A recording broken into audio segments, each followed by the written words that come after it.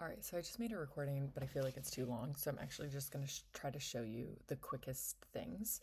And you're really keeping these in mind. So we're going to try to graph the data by sex. So we know that there are going to be some physiological differences between males and females, where in the case of both the sample, so I have the spirometer data about breathing rates and breathing volumes, but also in our data, we know that there might be differences between how these variables present themselves in males and females. So we're going to look at both, but we're actually going to look at the data separately as we graph it.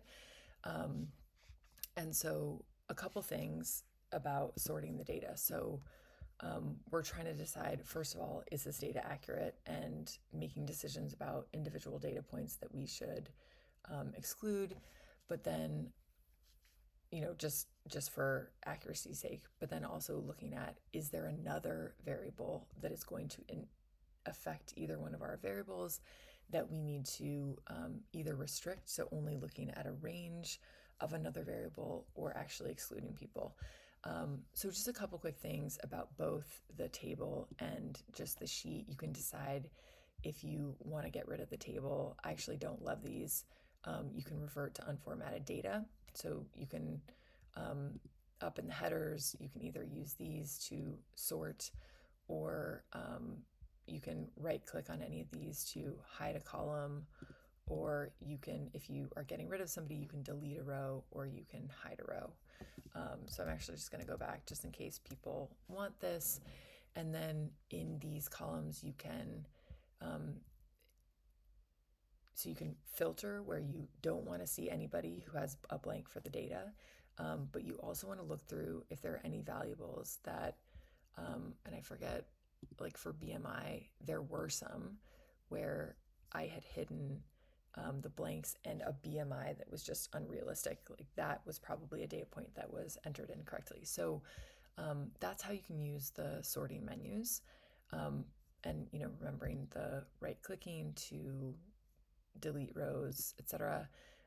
You probably want to make a copy of your sheet before you're manipulating everything, so that if you ever realize maybe you deleted something you didn't want to delete, you can go over and you can see what that original data was.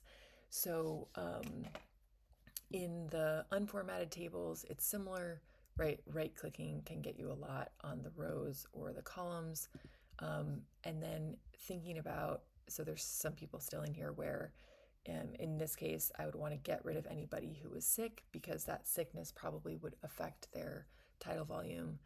And then also thinking about, so I had some young and old people in here. So yeah, this is a copy of all the data.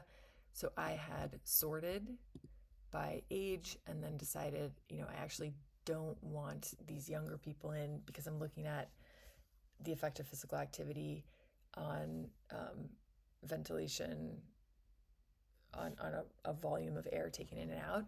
And the size of an 8 or an 11-year-old, that is going to have an effect on that volume of air much more than the exercise rates.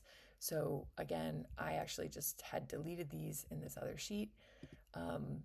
So now I'm looking at, and I had to go in and correct a couple pieces of data that I didn't think were unrealistic. Again, keeping track of all these changes that you're making. So So at the stage where you're actually trying to graph this, here's where you're going to, you will have more data than this. So, we have like 100 people, but just to give you an example of what this would look like. So these are the two variables that I'm trying to graph: this hours of physical activity, and then this average tidal volume at rest. And so you can also, for visualizing data, you might want to just, highlight your females and males so that you know that you're graphing them separately.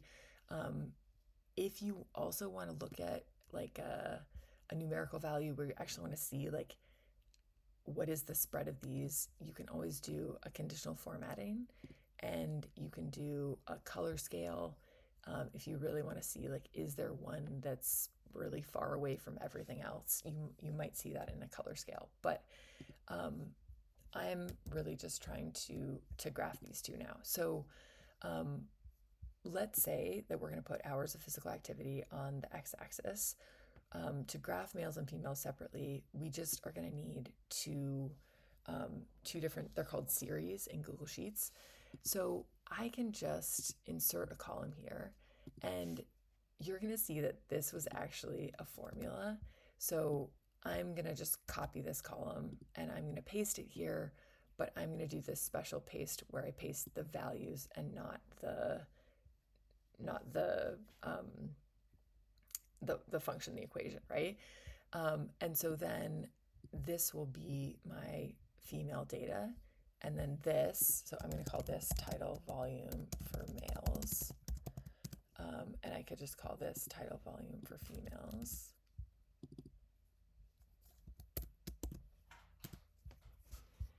And basically, I'm just going to delete the female data. You can also effectively do this by copying and pasting, but I'm just going to have these three series on here.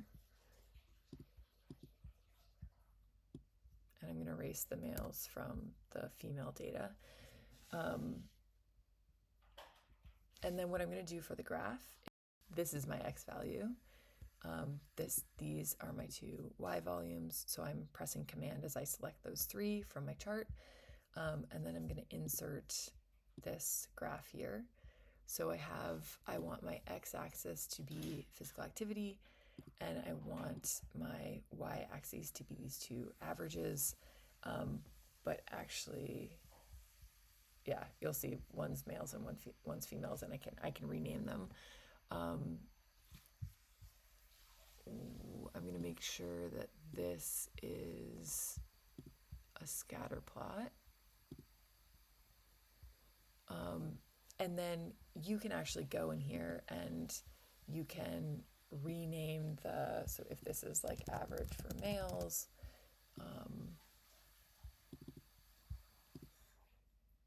and this is average for females, you can rename those and use all of the customizers to. And then a couple quick things about formatting here. You can, on your series, here's where you can put in your trend line, and it'll put in a different one for each series. You can also put in the R-squared value, which we're going to talk a little bit more about.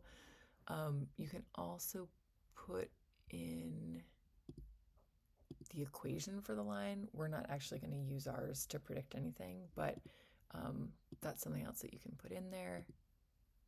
But we're just going to do the equations. And then you've also got your chart title, axis title. So this is physical activity, hours per week.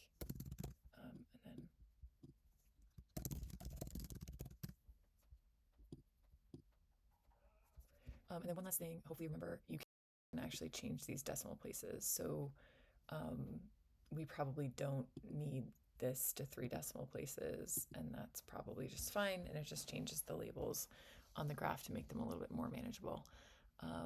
So yeah, I think that's most, and then we'll talk a little bit about statistics coming back to this example in a bit.